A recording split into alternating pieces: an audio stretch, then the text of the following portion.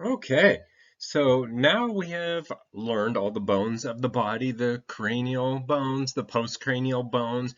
We know how to lay out the skeleton in correct anatomical position. I mean, you haven't done that because you don't have it in front of you, but theoretically, you could do it at this point. If I had taught you the lefts and rights, easily could have done this. So first thing we do once we get the body into the lab, we put the skeleton on the table.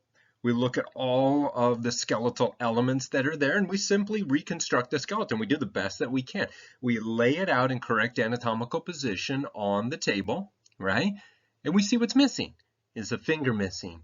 Is a leg missing? An arm missing? Is part of the skull missing? We have to figure out what we're missing, and that's why you learned all those bones so that you know what's missing, because that could play into our understanding of potentially what took place, right? So now we have the skeleton all laid out. It's in great shape. Now we have to get down to the dirty work. This is where it all happens, right? So when we make or we prepare our write-up, right, our report of what we have in front of us, I mean, the big thing here is going to be those demographics. Sure, it's good and all Jim Dandy in the report when we say, okay, this is missing, this is present. I mean, certainly you do that. You have to put that in there. So that's good. That's important information. But what the law enforcement agencies are going to want to know is, well, who is it? Is it a male? Is it a female? Is it a person of European descent? Is it a person of African descent? How tall were they? Do they have any uniquenesses about them? Occupational markers, a certain disease that they may have had, still have, or may have had in the past. Can we tell that? And if we can, then we certainly want to offer that to them because that helps narrow that database, right? It's narrowing that database. And then, of course, they're going to also want to know if there's any trauma. They're going to want to know, do we see any evidence of sharp force trauma? Was this person potentially killed?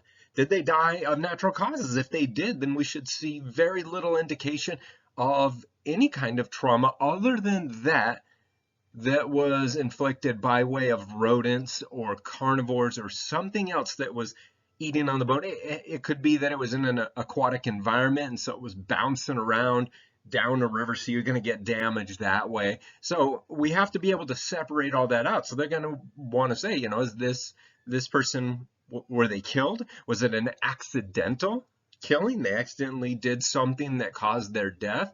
Was it natural? Okay, so they're going to want to know all that. So we have to start looking at the skeleton for, sharp force trauma, knives, things like that, blunt force trauma, a baseball bat to the head, projectile trauma, were they shot? Where were they shot? There's a lot of these kinds of things that they're going to want to know. So we will get to the trauma analysis. We'll get to that in another lecture. This lecture, though, we're going to do most of the other things that I just talked about, and you see it on the screen. Age, we're going to do that. Sex, obviously, ancestry. Those are the three big ones that we're going to talk about in this lecture. That bottom thing where I put uniqueness, that's like a catch-all term for all of those other things like diseases, the pathologies, the things like occupational markers, any of those things, that kind of falls in that uniqueness category. Stature would also be one that would be on this list as a kind of right up front. This is one that we have to do. So we would normally have age, sex, ancestry, and stature, height, right? And normally would have that on here. But I'm not really sure how I'm going to do the stature element because it requires measuring the bones, the length of the bones, putting those bones into a computer or hand calculating them based on these formulas that we have. I'm not necessarily sure that that would come across to you via this style of means of teaching, right? Me just talking over a PowerPoint.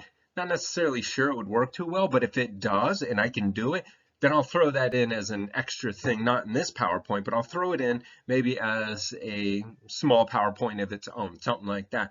But I haven't decided whether or not that will be effective, whether it will actually do anything.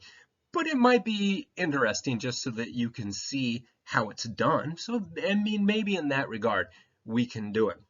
But right now, we're just going to do age, sex, ancestry. I will do a separate PowerPoint that will be on those uniquenesses, diseases, occupational markers, that kind of stuff. We will do a whole nother one on trauma. So that would all be separate ones coming up, but that falls into that catch-all category that's there at the bottom. So let's go ahead and just take off. Let's start going through the demographic profile. What are we looking for? If we're going to say that somebody is male, what are we looking for? How did we make that determination? We're going to say they're female. How did we make that determination? Clearly, there have to be markers that tell us this. So we're going to do that. And I'll continue on doing the same thing with ancestry. And we'll do a little bit different, do it a little differently when it comes to aging, because we're not necessarily looking for these markers like the way the skull is formed and all that. We're going to be looking at other stuff. But sex and ancestry, we're going to go straight off the bone. We're looking for features, differences between male and female, differences between people of European descent, Asian descent, and African descent. So we'll kind of walk our way through that. All right. Well, we're going to begin with sex. There's a lot that goes on here, a lot of different things we can look at.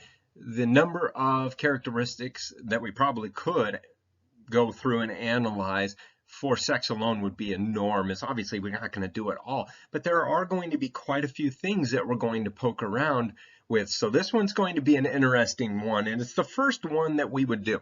If I were doing this right now, I had a skeleton before me, the first thing I would do would be sex. Now you notice on the screen, and I want to point this out, that normally you would have, when you're talking about sex, you'd have two symbols that we often associate with if we're going to go with female and we're going to go with male, right? So we have these two, right? This is a, there are only two options kind of system. That's the way the cops want it, or I should say law enforcement. That's the way they want it. They want it separated into female, male. So it is split down the middle, right? But that's not always true, right? Because there are situations where you have individuals that are hormonally or genetically somewhere in between. We call individuals that have this particular type of situation, we call them intersex. People that are kind of in the middle. I can explain what that means, but that's not really for this class, so I won't go through it. But there are situations where it's not just male, not just female. There are intersex, people that are kind of in the middle. And then you also have the other elements in there that are non-genetic that kind of, let's say hyperfeminization, right? A male, and we're dealing with hyperfeminization. We're going to get a look at the skeleton. It's going to come off in a certain way. It may be misidentified as female, given the slightness of the characteristics or whatever.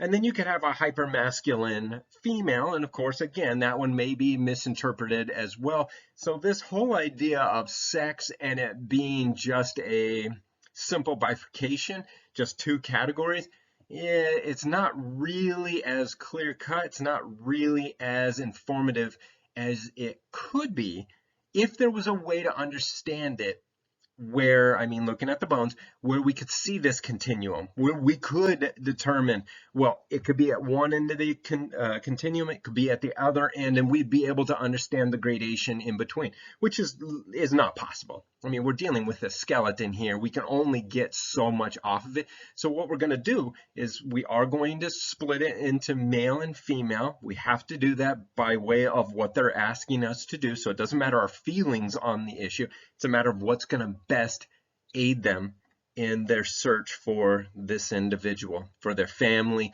or if there's some criminal activity, bringing those individuals to justice. So we have to work within the system that has been designed, right?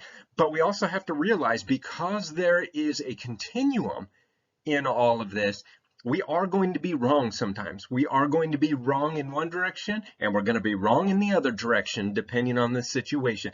Most of the time, we'll probably be pretty close. We'll be reasonably we'll do a pretty good job. But we do have to remember there will be errors involved simply because not everybody falls perfectly into quote unquote the female category and quote unquote the male category.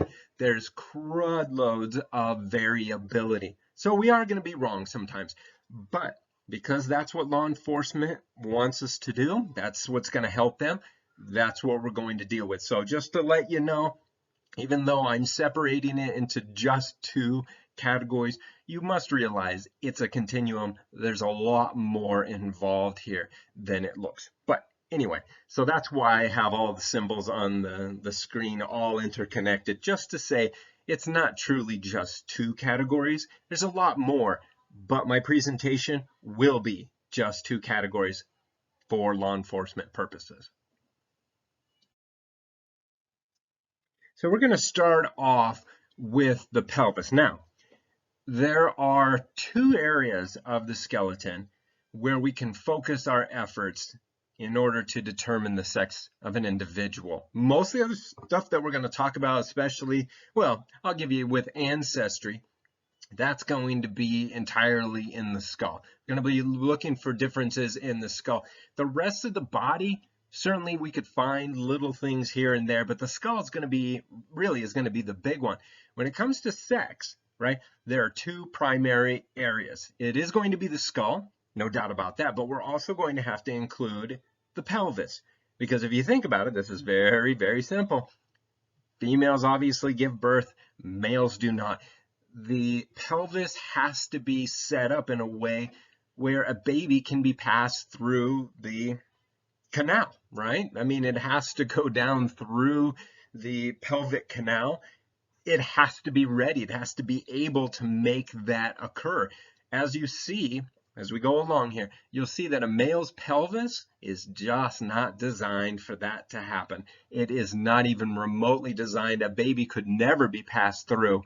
I shouldn't say never. Mostly it'll never ever happen because just the way the structures are put together, it's the same bones, but the way they're curved, the way that they are put together, how close they're put together, it just shrinks the pelvis immensely in a male. So there just isn't any room for anything. The female, on the other hand, because a baby does have to pass through that canal, the pelvis has to be by default wider. It has to be by default stretched forward, right? We have to have the pelvic canal. We have to have it open. We can't have any blockages. There cannot be any bones that go into that canal. Certainly there's going to be a little bit down there, but for the most part, you have to be able to look straight through the pelvis with no obstructions, right? But with a male, since we don't have to do that, I say we, I'm talking about myself, I can have some of the bones that other people have sticking straight in the middle of the canal. I pick the pelvis up, I look through it, and I can't even see through it because I have bones poking off into it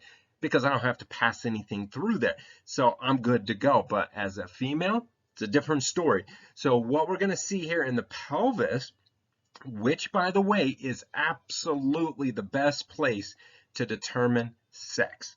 Absolutely the best place to look because again, it comes down to, can the pelvis handle a baby passing through? Is it big enough or isn't it? I mean, that's really what it comes down to, is baby or no baby.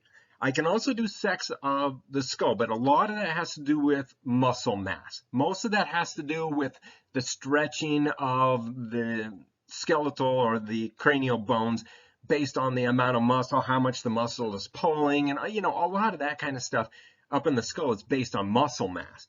Down in the pelvic area, obviously that's based on a birthing issue. So if I'm going to make this determination, if I'm going to do well, I think, present to law enforcement a very, very solid argument as to whether it's male or female, I'm going to have access to the pelvis. If I have access to the pelvis, I'm going to be in a lot better shape. If I have access to the skull, I can still do it, but I'm going to be wrong a lot more than if I have the pelvis, right? So let's start with the pelvis. Let's go with that area that you say, absolutely, this is our, big bang for the buck area. Now, a lot of the images that you're going to see as we move along are going to be images I took at my house. I brought a skeleton home with me, or a bunch of skeletal materials, when I left school the day before they closed it. And I took all those bones, I found what I could use, and then I simply flipped the speaker in my living room. I flipped it backward and put the black grill side, the fabric up, and then I just put everything on top of that and took pictures and did all this. So you'll see it's all black behind to kind of allow the bones to stand out, but you'll see some weird black like wrinkle stuff here and there. That would be a pair of my daughter's like leggings that I use just to prop bones up if they would fall over and stuff. So you'll see some weird stuff in there. And this red little stick thing here, that's a chip clip for a bag of chips. I figured it works really well. It's nice and bright, and it allows me to do things. So you'll see all these images that I shot on top of a speaker in my living room, and I'm doing the best I can of hopefully trying to make it as real as possible. As I told you guys via email, the video recording was impossible. You can see what I would have to do. I'd have to hold two bones and the stick at the same time and try to point out what I did here with the little white arrows. It was just a nightmare. So this actually works out a lot better, but you'll have to simply excuse the horrible pictures because I am not a photographer, but I will do my best here to point out everything, and I think it'll make it. I think because I'm using actual bones here, ones that I photographed, hopefully I'm able to really show you what's happening. Okay, so let's go down to the subpubic angle. You guys know the subpubic angle because I taught it to you back in the bones area, right? The postcranial stuff, I taught you the subpubic angle. Now with a female pelvis, remember, it's bigger, it's wider, it's deeper. Basically what you've done is, if I can draw for a second, I have the nifty ability to draw on here. Rather than pointing my finger or something, I can actually draw. This is the sacrum back here, right? This is the pubic bone up here on both sides. The point where they come together, that's the pubic symphysis. You know all this stuff from all the stuff we were just covering, right? So basically what happens is, let's just say we take a male pelvis, right? It's a very small thing. We grab the sacrum right there with one hand. We grab the pubic bones right there where the pubic symphysis is, right? We grab that with the other hand, and we simply pull it forward. We hold the sacrum where it is, and we stretch the pubic bone. We pull it away, making the pelvis deeper, making it deeper to make that pelvic canal that much bigger. So we stretch it forward. Right away, that is changing. That's what we will see in the female one. We'll see that stretching front to back. Now, of course, you can do the same thing, and this is basically what's happening, is, grab this area right here, the ilium, the base of the ilium, right? Grab both sides with your hands and simply pull it apart. Stretch it out going both ways. Thus, again, creating a bigger pelvic canal. So basically, the female pelvis is literally taking one pelvis, like this male pelvis here, and stretching it forward, making it deeper, and stretching it to the side, right, to make it wider. That's what's happening. So you can imagine that every time you stretch something, any kind of opening, any kind of notch, let's say, is going to also stretch. And when it stretches, it becomes bigger, right? So you have a notch that's a skinny little notch. If you start stretching things, that notch is going to start to widen. It's going to be bigger, right? So with the female pelvis, what we see is all of these notches, all of these angles, things like that, are all going to be exaggerated in the female. They're going to be wider, right? They're going to be wider. So we look at the subpubic angle, right? Look at it right here. This subpubic angle right here, right under where the pubic symphysis is, right? That's what this is here. It's a narrow little thing. I put up here, it's less than 90 degrees. These images that I have here, I kind of squished a little because you can see my screen, my slide is not huge. It's a limited area. So I had to kind of compress it a little bit. So it's not necessarily that tight, but it is relatively tight, less than 90 degrees. It is an acute angle down there. Again, the pelvis is small, everything is compact. Go over to the female side though, and remember how I said grab it and stretch to the side? Well, what do you think's going to happen to this little skinny notch when you stretch it? It's going to become a lot wider notch, right? So greater than 90 degrees. You're going to see that massive difference in an actual situation. It would be crazy clear as a bell. It's very noticeable how much wider the female one is relative to the male, right? And so I attempted to draw or create that over here. I took a male pelvis and a female pelvis, and I put that red bar on there. I touched it, put it right up against the pubic symphysis, right? So touched it right up there so that I could show here with the male one, it's a very tight angle. Wow, that was a bad drawing, right? It's a very tight angle here, right? Then I go up here, and the female one is much, much wider. Now you can see that that's only one half. There's a whole nother half to the pelvis. This is one innominate, right? This is the right side innominate. So clearly there's going to be a left side innominate to this, and that's going to be a duplicate of this angle. So you can see how much wider the female subpubic angle is to the male subpubic angle. And you can see the same thing that's happening here. The subpubic angle is stretched wider in the female. You see the same thing here with the sciatic notch. The male sciatic notch is very tight. In fact, if I were with you right now, I could show you that my thumb, which I mean, I don't have huge thumbs, but they're all right size, right? I could stick my thumb in a male sciatic notch and it would pretty much fill the sciatic notch. There wouldn't be a whole lot of movement. I wouldn't be able to move my thumb side to side very much. There's really not much there. But then you jump up to the female version and all of a sudden my thumb is only about this big in there, right?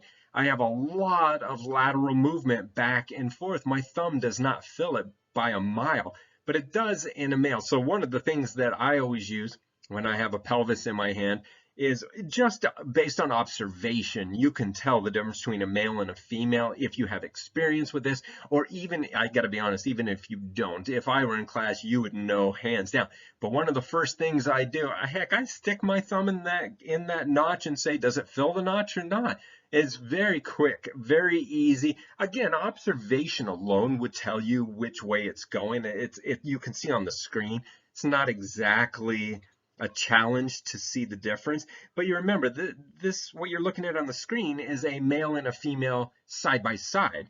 If you were in a lab, you wouldn't have them. There would only be one pelvis in front of you, the person, and you wouldn't have another one sitting right next to it to say, oh, yeah, by comparison, this is this. You have to do it by observation, by another technique, some trick. So if I'm given a pelvis and I have no other pelvis with me, it's just like that's the only innominate that I'm handed.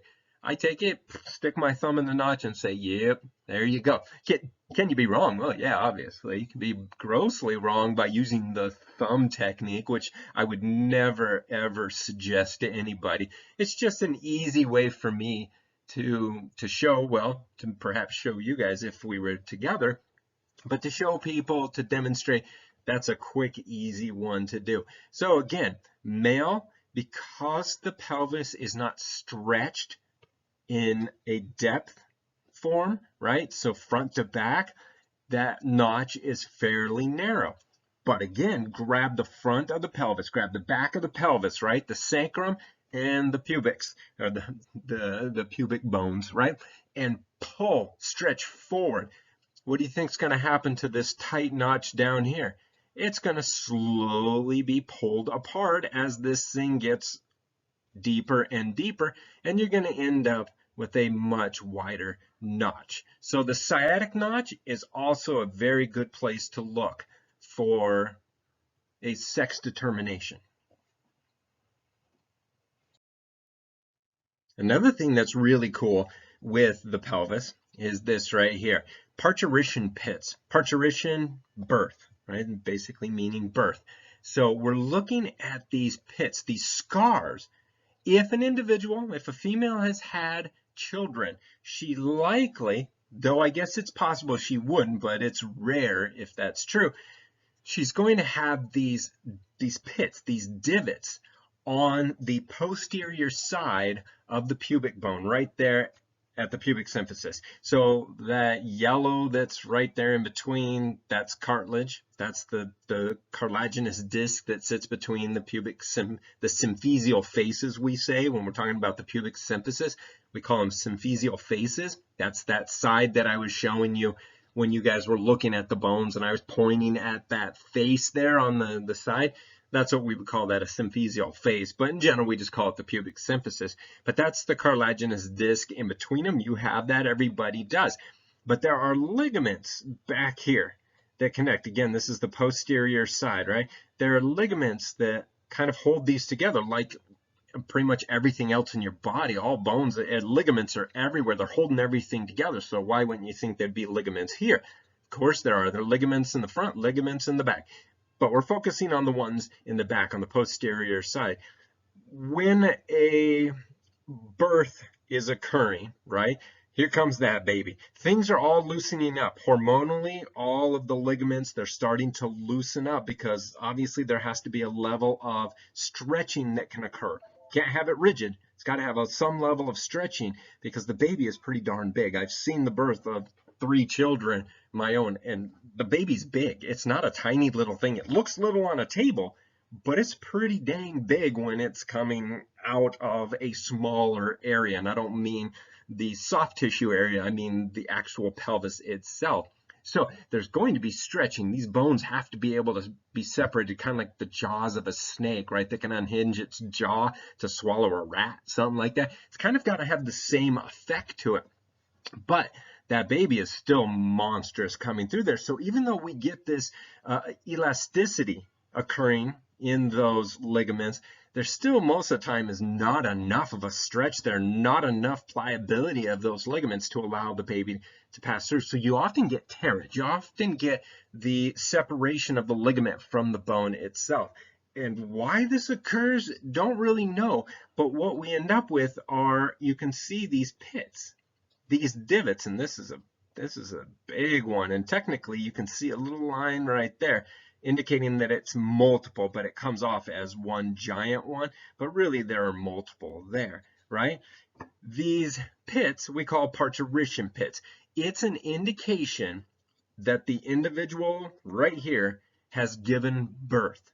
So if I am looking at an innominate, I just have one side, let's say, and I'm looking at the posterior side of that middle area of the pubic bone right by the symphysial face, I'm looking at that posterior side and I see these divots, I can rest assured probably with extreme confidence that I'm holding the innominate of a female, because males don't give birth, obviously. So tearage on that posterior side, the ligament tearage, it wouldn't exist. And if it did, it would be because of an accident or something that occurred. So that does happen. But the reality is 99.99% of the time I'm just making that number up, but I'm giving that number as to suggest it would be rare. You would be wrong 1 out of a trillion if you said that an individual that has parturition pits was a female and it in fact was a male. So when we look at this, we can say, aha, this person has given birth. Therefore, we're talking about female here in our determination. Now, what if I don't see parturition pits? I don't see parturition pits. Does that mean right away that it's a male? It could be. It could be. So lack of parturition pits could be male, because males would be expected not to have parturition pits, right? But couldn't it also be a female that just hasn't given birth yet? Or another option is that they had a C-section, did not have a vaginal birth. That's another thing, because it's the vaginal birth that causes this tearage. If you have a C-section or something like that, you're not going to get that opening, that stretching, that tearing. So the presence of parturition pits, really what it indicates is this individual had a vaginal birth. That's it. It doesn't negate if it's missing them. If it's missing parturition pits, it does not negate the skeleton being a female or the female being pregnant at some point or having 5 kids. It doesn't matter what it's saying without the parturition pits.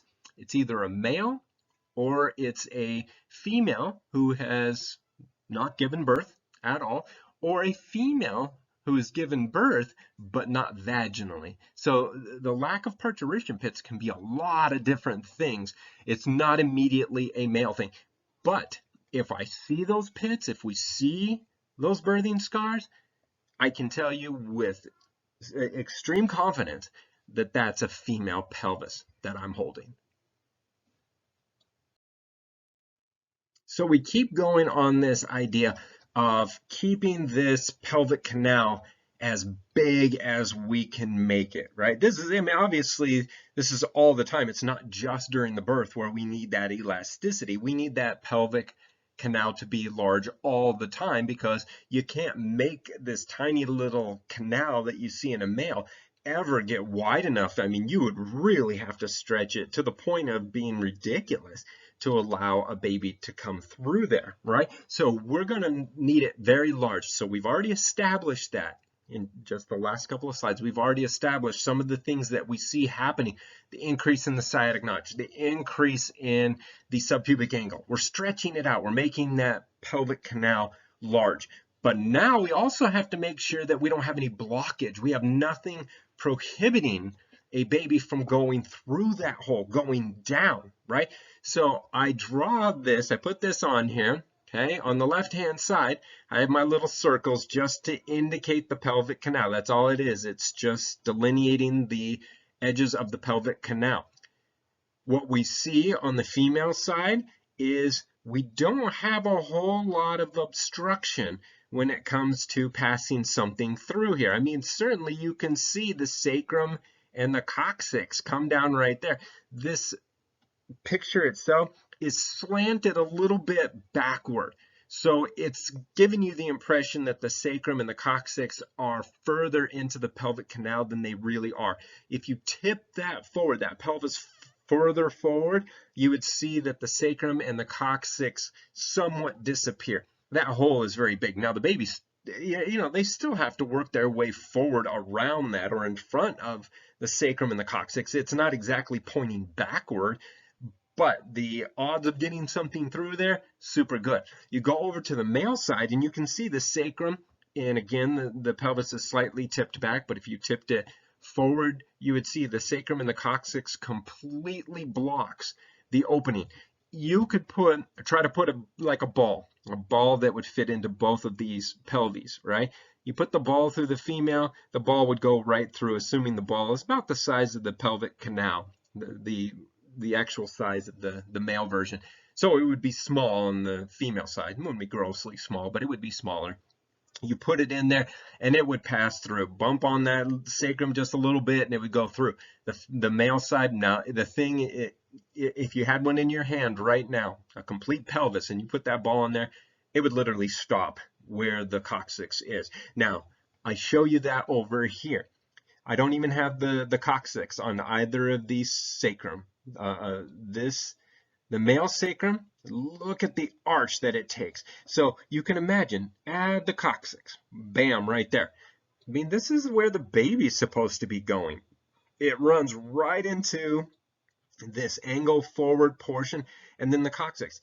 It literally is twisting very heavy toward the anterior side of the pelvic canal.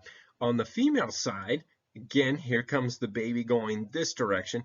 Here's the coccyx. I left the coccyx off just so that you could see better how the thing is angled. So we continue on here. So the baby's coming down right here. I mean, you can see that there is gross amount of area for that thing to pass before it ever even got close. And actually the coccyx would probably end closer to here, right? There's like nothing slowing it down. You put the coccyx in, again, maybe a little smaller, I don't know, but you send the baby down and bam, the baby would have to go like this, out and around to go down, versus down here it can just go completely straight. So the sacrum is highly curved in the male and it's not really curved that much in a female. The coccyx then, for like a female, points not entirely straight down, but it points in a much straighter, much more vertical form than it does in a male. In a male, the coccyx points almost, it's not horizontal to the ground, but it's more on that plane. I mean, it literally, if you extended the angle of the coccyx in a male, you extended it a foot, let's say, it would be coming out the front of the body. I mean, it literally would be coming out. It'd be between the legs a little bit, down mid-thigh, but it would be coming straight out. You'd stand there, and it would be like the bullet that was being shot would hit the ground 10 feet in front of the individual. It's pointing that direction. In a female, the way the coccyx is angled, if it were a gun, let's say, as I just used as an example a second ago, and a bullet would be fired, it would hit probably in the toe area. It would probably shoot. They would go between the legs and probably hit about where the toes are, right? So we're talking a pretty vertical form versus the male. You're not passing anything through the pelvic canal of a male. It's just not going to happen. Female, yes. Male, not so much. And the other thing is what we see down here, the coccyx. Oh, I didn't indicate this. I didn't put this on here. This is my female sacrum coccyx. This is my male over here.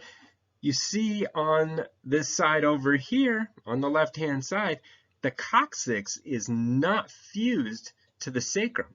It's completely detached from that. Go to the male side, and it's most often, it can be detached or not fused, but most of the time it is fused, right? So we get the sacrum coccyx fused together. We go over to the female, and the sacrum and the coccyx are often, almost always, not fused. Question is, why would that be? Why in a female would you have a coccyx that is not fused to the sacrum?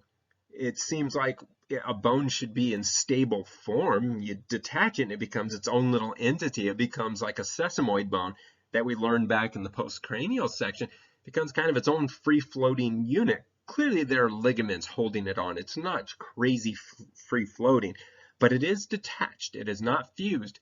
But if you think about it, here comes the baby. It's coming through the pelvic canal. It hits the coccyx. Wouldn't it be a good idea if the coccyx actually bent backward, was able to be moved so that the baby could pass through easier? Whereas in a male, the only thing you need the coccyx to do, its job, is simply for certain muscle attachments like the sphincter and all that kind of stuff.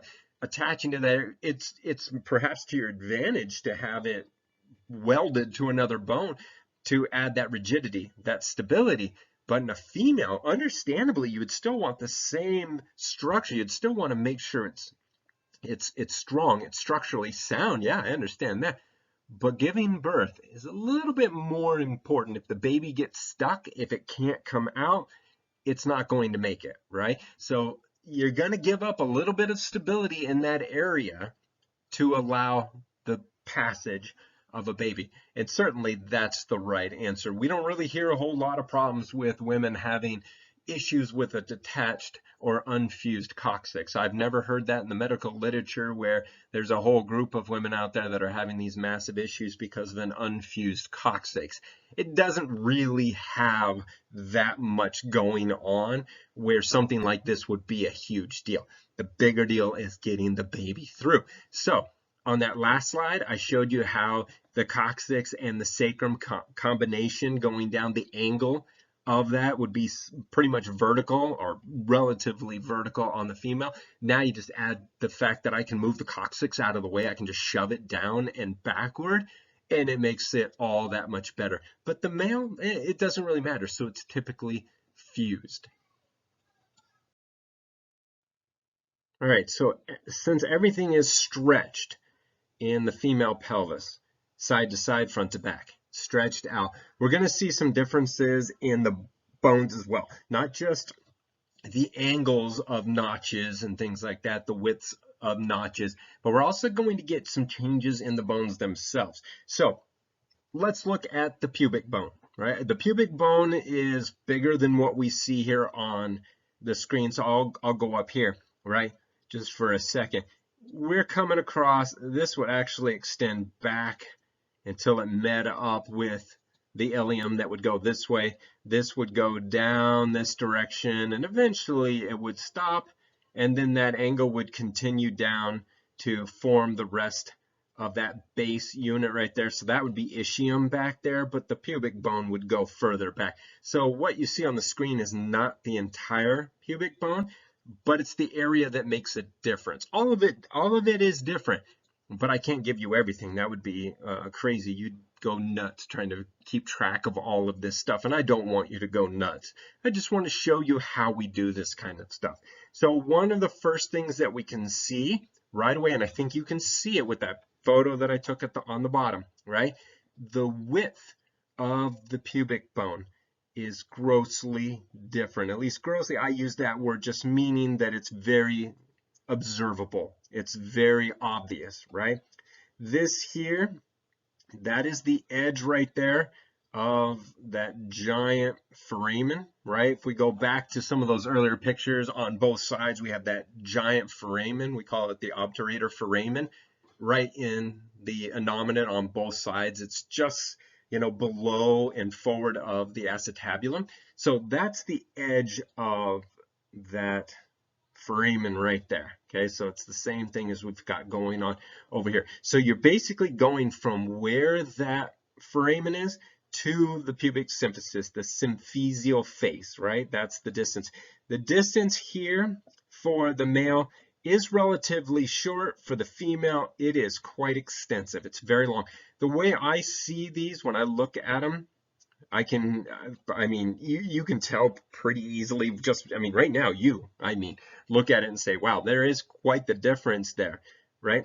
It almost, in my opinion, this is just the way I see it, the female looks more like a block, you know, a nice block.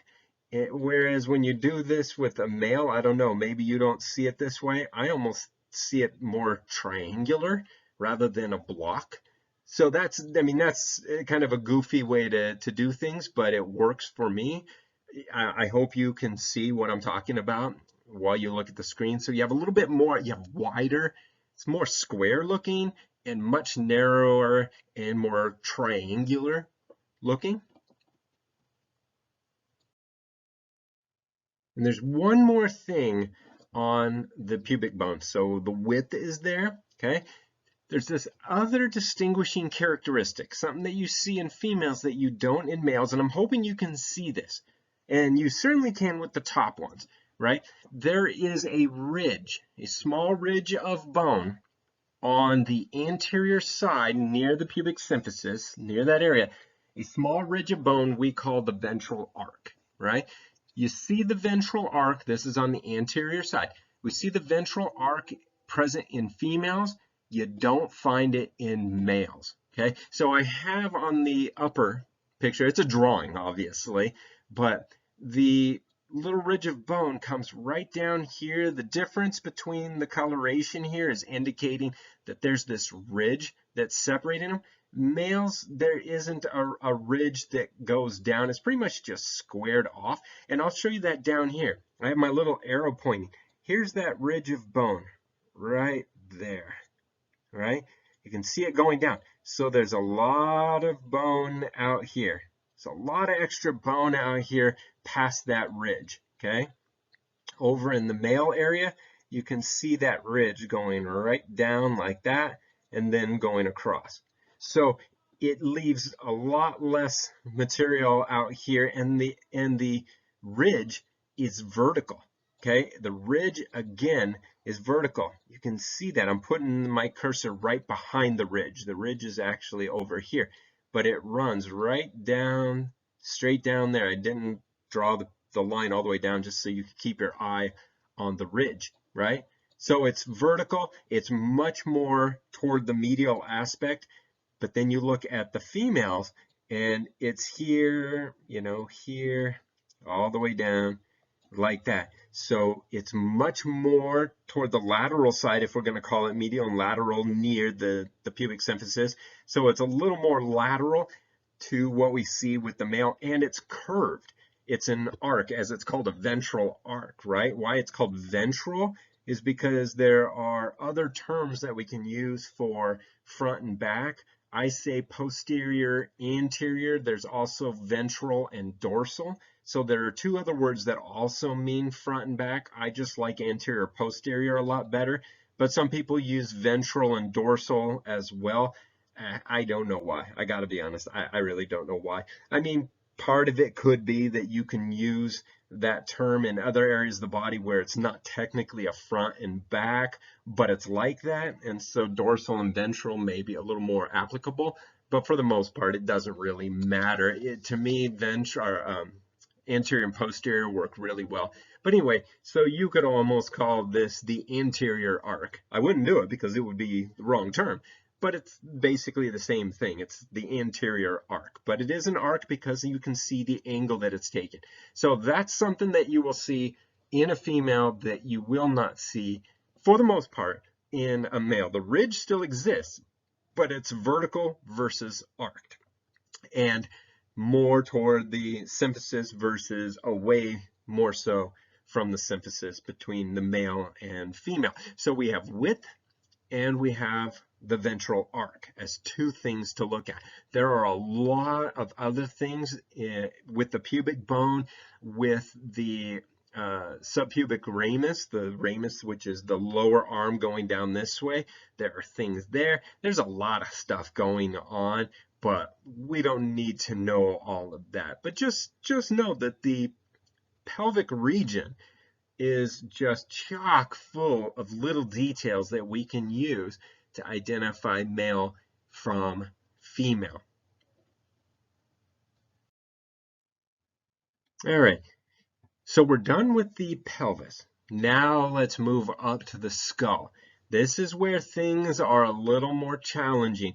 With the pelvis, even a rookie would have a good shot of knowing male from female. It's really quite clear. When it comes to the skull, it's all in gradations. There isn't a real definitive line that says it's this or it's this, like the ventral arc in the pelvic, in the pubic bone, right? That's male, that's female, not present in the male. So that's pretty much does it have the ventral arc or doesn't it have it? Or if we go into the parturition pits, does it have it or doesn't it have it? When we get up to the skull, we have the same features essentially occurring in both male and female skulls. It's just a matter of degree. When you're looking at the male skull, you tend to see bumps, notches. You see all these things enlarged. They're bigger. And most of that, almost all of that, really has to do with muscle mass. Since men on average is key, on average have larger muscle mass, greater muscle pull, you're going to see muscle attachments, areas where you see these muscles attaching, you're going to see them more robust. We're going to see larger areas because those are the areas that have to withstand the pressures of a strong muscle pulling on them. So you can understand now why I said we could be grossly wrong on the skull, because you could have an individual, you could have a male with very, I don't want to say weak muscles, but perhaps they don't use them very often. I mean, they're really not doing a whole lot with certain muscles. You're not going to see the muscle attachment areas robust, extreme, because the bone will react to the pressure. You don't put any pressure on it, it's not going to build itself up and indicate that pressure. So you could easily end up with a male skull that, based on all those characteristics, definitely looks female, even though it was a male. Now you can go the opposite way as well and have a female that uses certain muscles a lot, maybe works out a lot and has very strong muscles. You're going to see the development of those attachments, those attachment areas. You're going to see those exaggerated as you would normally see on a male. You're going to find those on a female. So there is an area on each side of these to basically take a male characteristic, put it on a bell curve, right? Everything basically can be slapped on a bell curve. So you take this feature and you create a bell curve that we call the male bell curve. You take the bell curve that you created based on looking at a bunch of females and doing all that, and you simply put them together. They overlap. they overlap, right?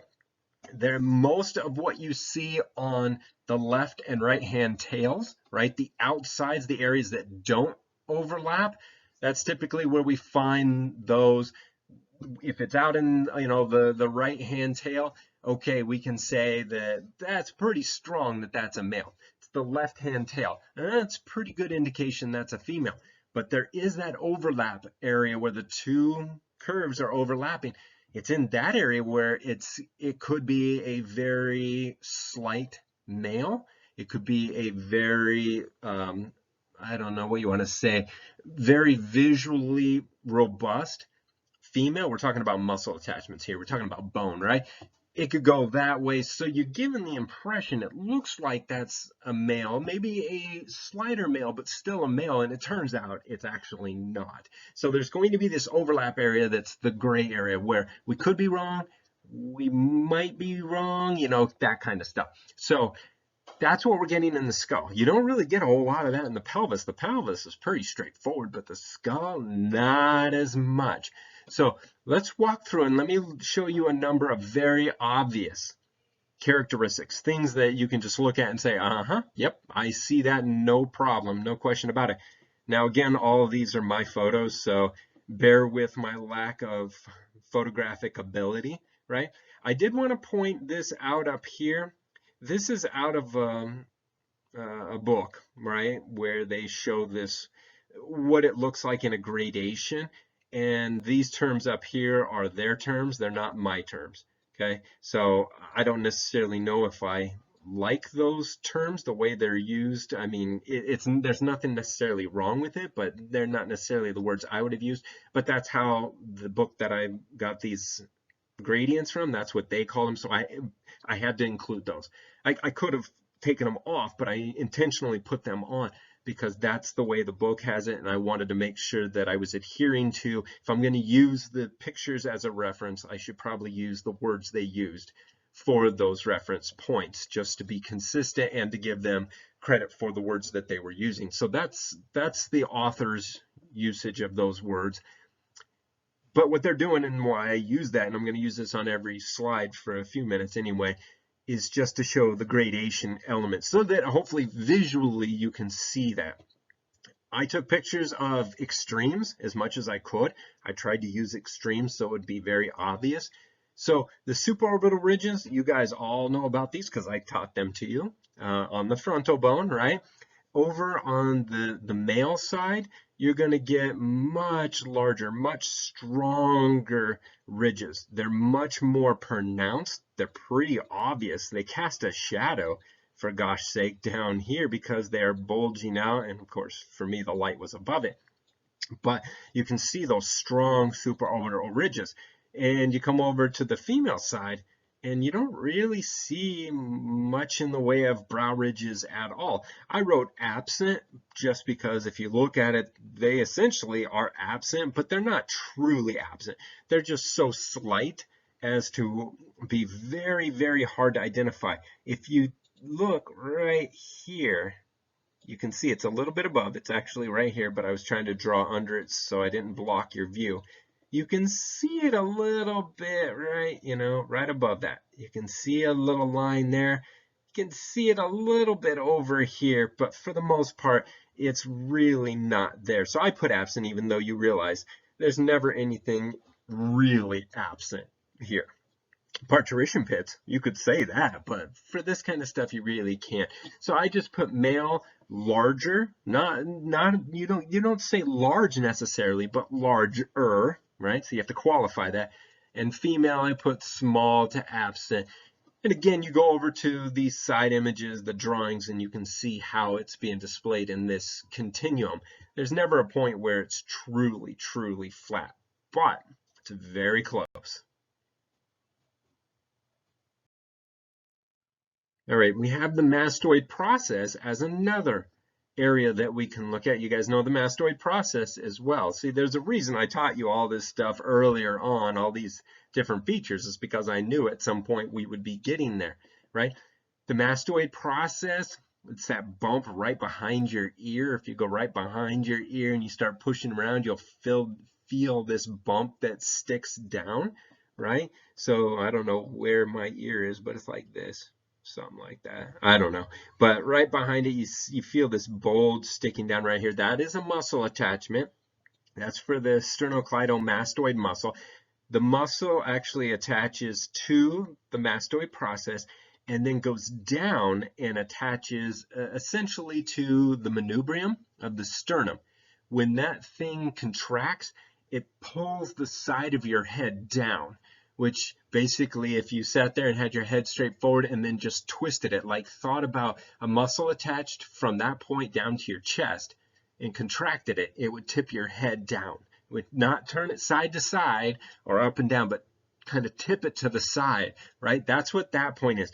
Again, you're talking about males having, on average, larger muscles than females, stronger muscles on average. So if this is a muscle attachment, you can only imagine that it will be larger, right? Because it's reacting to greater muscle pull. So if we look here on the female side, what we're looking at as far as size goes, I mean, I think you can see very clearly that this one doesn't stick down very far from the back of the skull, from the base of the skull. Here's the base of the skull up here, and here's where the bottom of that mastoid process is. I mean, it's like ludicrous. When you're just looking at it, it may not be just really obvious just looking at these two photos, right? But I put here, if you look, here's like if you look at the base of the external auditory meatus, right? Right there. So if we look at the base of that, and we come over here and we look at the base of the external auditory meatus, and we were to draw a line to the bottom of the mastoid. Over here, that distance is grossly reduced relative to the one on the right. So the male is very long. A female can also have a very long mastoid process, absolutely, but for the most part, it's shorter. I have on the next slide, I have pictures of me measuring them. So I'll be back in just a second after I point out this stuff up here, these set of drawings up here, right? So on the next slide, I show you by way of measurement how long they really are, the difference between them. But in essence, you realize that, you know, when you go into a female, it doesn't project very far. But, and again, think of the bottom of the external auditory meatus. Think of the bottom and how far it is beyond that point, right? And you go over to the male, and of course, it is extremely deep beyond that. And it's going to be thicker. It's going to be bigger as well. But the length really is pretty impressive, male to female. But the size can also be as well. Now let me show you the measurements just so you can see what the difference is. And we would do this in real life. I mean, if I were really doing this, I would not just subjectively look at the skull. I would. I mean, you have to do a subjective analysis and you have to do an objective analysis. The objective analysis part of it is by way of measuring tools, right? Looking at sliding calipers or spreading calipers or using a flexible tape measure, something like that. We're going to get numbers, and those numbers are going to be put into a computer. They're either going to be put into a computer program. One in particular is called Fordisk, and it will spit out what it thinks this thing is sex-wise, based on those numbers. Again, that can be grossly wrong because if you have a female with a larger skull, the computer doesn't know any different. It just sees the numbers and says, well, based on those numbers, that's most likely a male, and it turns out not. So objective analysis, the idea of a computer doing it, that can throw off a lot of stuff, even though the computer does give you probabilities of whether or not it's right. So that's good because sometimes it'll say, oh yeah, I think it's a male, but with only a 77% probability. So it's telling you it's male, but it's not great. I can't be for sure. So there is that element to the computer. But the subjective, you have to go off of that as well because, you know, with experience, you just know things. Computer doesn't know anything. It just takes what you give it and spits out an answer. Subjectively, though, you can look at it and say, I get it. I see the size of the mastoid, but when I look at this feature, I get a different feeling, and then you can start working it based on experience. You can say, based on my experience, I think this is a female. again, the computer will spit out whatever numbers you put in, it will spit out an answer. It won't question you. It won't do anything. It'll just spit out an answer. Subjectively, though, we can come to a conclusion that we feel almost like more of a gut thing, but it's a massively educated gut thing, right? So let me show you on the next slide, let me show you the measurement, how I would do it objectively. After I subjectively made my analysis, right? So on the screen you see right here, I have what I'm calling female and what I'm calling male. These are not skulls that have a known sex to them. So this is me creating this subjectively. I have determined based on what I've seen that this is a female skull, or at least I use this particular skull for the mastoid process, showing you a small one. Now, it's not to say that all the other features on this skull will also show female characteristics. It's very possible that the other features on this skull will show it being more on the male side, but at least for the mastoid process, this very female, the size of it's very female in that direction. On the other side, again, subjectively, I determined that that feature really speaks to male, right? So I've already subjectively done that, but I don't know the truth. I just subjectively put them in here. So that's how I would do a normal forensic case. I would take these, and I was given one of them, let's say, and I would subjectively analyze and say, this is what I think it is. Then you can always go into the objective, and this is what we would do. We would then take an objective analysis, and we would say, okay, so subjectively we've said this is female and this is male. Let's look at what a computer will tell us. Let's see if the computer will agree with that determination. And the hope is that it will. The hope is that subjectively and objectively they'll come out exactly the same. I can't guarantee it though, right? It's just one of those things where you do the best you can and just see what happens. But you're hoping that it comes out the same way. So I measured them. I tried to just hold it with one hand, use my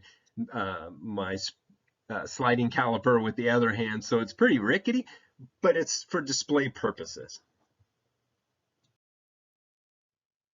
All right, so this is the same slide that we were just on. The difference is obviously I have my little sliding calipers that I'm using. I did it just to show you where the sliding caliper is right at the base of the external auditory meatus. The other end of it, the other side, is right at the base of the tip of the mastoid process. And this is what we would get, 160.5 millimeters in this case. At least that's 160.5 or 16.05. I can't tell. I can't read that twisted up like this. But the point is, you get that number right there. You come over on the other side. I have it set right at the base of the external auditory meatus. The other side is at the tip of that, and you get 2.133, whatever. I don't know where the decimal is. You can't see it. But you can see the difference there. Now, this is what I would now put in the computer. The computer would ask me, what is the length of the mastoid process? That would be a category, and it would be looking for me to put a number in there, and these are the numbers I'd put in. So objectively, the numbers would tell me, and the computer would have to confirm this, but the numbers are telling me that these are definitely grossly different in size. So my subjective analysis, when you put in the computer, probably will turn out to be objectively correct. But I just wanted to show you with some calipers exactly how we do it. I don't do this throughout most of the PowerPoint. I don't sit there and hold calipers up to everything, but I thought it was important for this one. So there you go, the mastoid process. And then we also have the nuchal region. So we're shifting to the back now. We're on the occipital bone. The skulls are tipped slightly forward. You guys know all this, right? Remember when we learned the nuchal lines on the occipital? That comes up right now, the importance of that. So on the left-hand side here, this region, what we call the nuchal region, right? We learned the nuchal lines, but that area is called the nuchal region, right? So you could say the nuchal region is on this one on the left is very slight. You don't see a whole lot of robusticity. You don't see a whole lot of ridges, bumps, anything going on back there. But then you go to the one on the right, the male, and you see that you have the nuchal lines that we learned about. those little birdie looking things back there.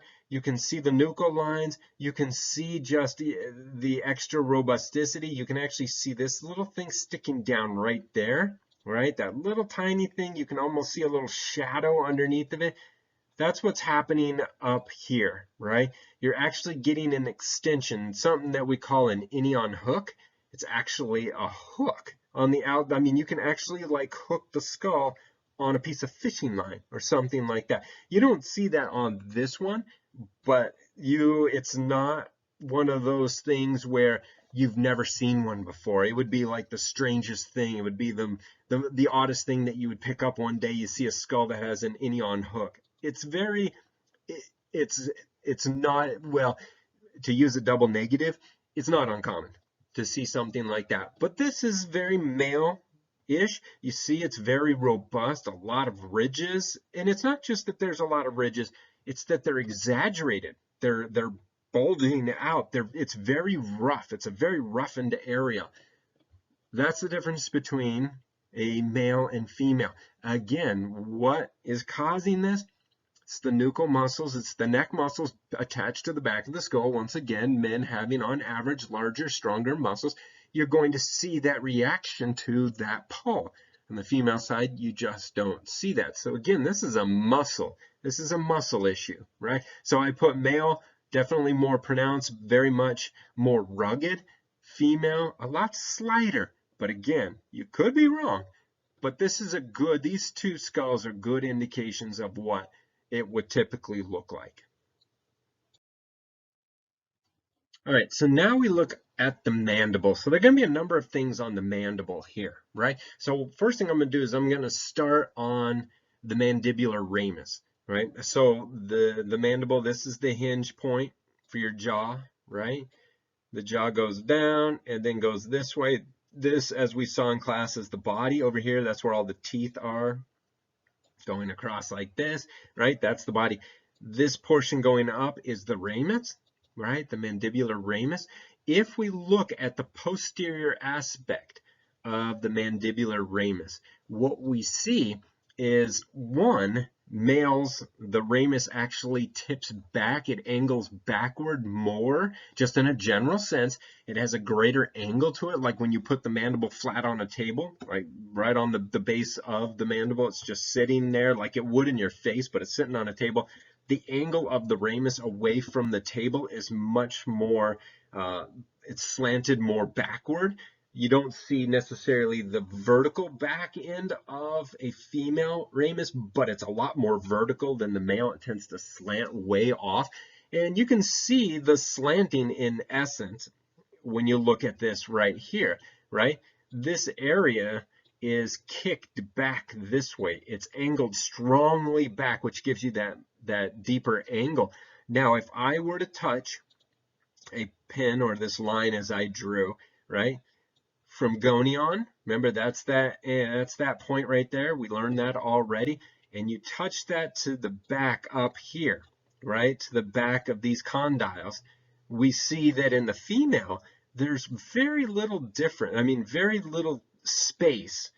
That little black line, that very minor space between that line and the actual mandibular ramus. You come over onto the male side, and there is a lot of space in here. That's indicating the point of gonion to that condyle. It's that straight line. The mandible hooks hard backward. It's going up in the same direction as you would see with a female, like here. You see it going up just like you would with a female, and then all of a sudden it just hooks and goes backward. Right? Again, that's simply a matter of the skull being stretched front to back, again, a muscle issue, right? But you get that massive slanting, that extra space in a male ramus that you wouldn't get in a female ramus. And speaking of gonion, let's look at this for just 1 second. We have a couple of things going on here. Again, this is a muscle attachment issue, right? The masseter muscle is attaching to that point right there, going up to your zygomatic. That's what's basically drawing your jaw up.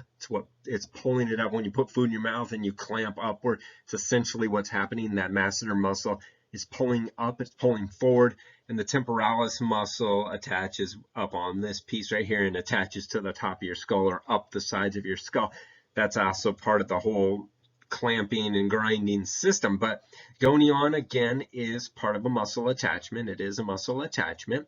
So again, with stronger muscle, you're going to see a much more exaggerated, a rougher area. So you can see here, you can see the lines. You can see how it is a lot bumpier, I guess I could say, a lot more robust, if you will, in that area. You go over to the female side, and there's almost nothing here. You see very little, no ridges, no real bumps or grooves or anything. It's pretty straightforward. It's very flat. Again, an indication of muscle mass, right? And so I can then turn and look at the mandible. I'm looking at the anterior side right here. I'm looking straight down on this, and you can see that right here on at gonion, you see this, what we call eversion. The bone actually sticks out. It curves out there at gonion. If you look at the female, it doesn't curve very much. It just goes straight down. You can see that. Okay, I tried to mark that with these circles and that arrow up above.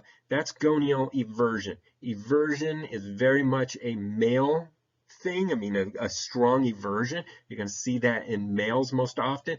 In females, again, slighter muscle mass, you're not going to see that eversion. Not to say you can't see it. Of course you could. This is highly variable. It's a continuum. So everything I picked for these photos, I did it based on kind of not extremes, but examples that were very clear. There's a very clear difference. So you wouldn't necessarily find it this distinct, although I must be honest with you, it's pretty much like this. There's a pretty substantial eversion often found in males. So that's another really good way of identifying male versus female. It's just simply looking down there, looking at gonion. Is it rugged? Is it everted? Those are the kinds of things that I'm going to be looking for. All right, the chin shape, well, I call it chin shape. Really what we're talking about is, and you guys know this one, the mental eminence, right? The chin, the mental eminence. Female mental eminenceae, which is not plural, but I'm going with it, right? Is their mandible. Let's just go with this. The mandible, because the skull is not as wide, the mandible is by default not as wide, so you don't get a funky side-to-side stretch situation right there in the middle of the mental eminence, but you do because of the stretching with a man. So when you look at a female, you get this very rounded mental eminence. There are no extra bump. It's just very rounded. But then you go down here to the male and it's out, back in, back out, and stuff. So, basically I put in quotes a chin butt because I've heard people say that. So it's kind of, it's depressed here in the middle. It's essentially what happens is if you were to take this spot right here and then you were to stretch the mandible both directions, this piece right here is not going to move. It can't move. Structurally speaking, it is where it has to be. So what's going to happen is you're going to see a kind of sticking out right there as the two sides of the mandible move apart. You're going to see a bulge appear here. It's going to come forward, whereas this piece right here doesn't move at all. So you're going to end up with this double bump scenario right here and right here. So this, what I call a square chin, right? If I can erase all this for just 1 second. Right? The square chin, basically I'm saying, you draw a line between across the two bumps, you end up with pretty much a straight line. Over here, if you tried to draw a straight line, it would be, well, that's not a very good straight line, but you can see that there is only one point where it technically is touching that line and it goes around. So it's just it's very arced, but in the front of a male mandible, that mental eminence is very squared off, or in this case, this picture with the double bumps or the chin butt scenario. So that's another thing to look at when you're talking about sex and the mandible.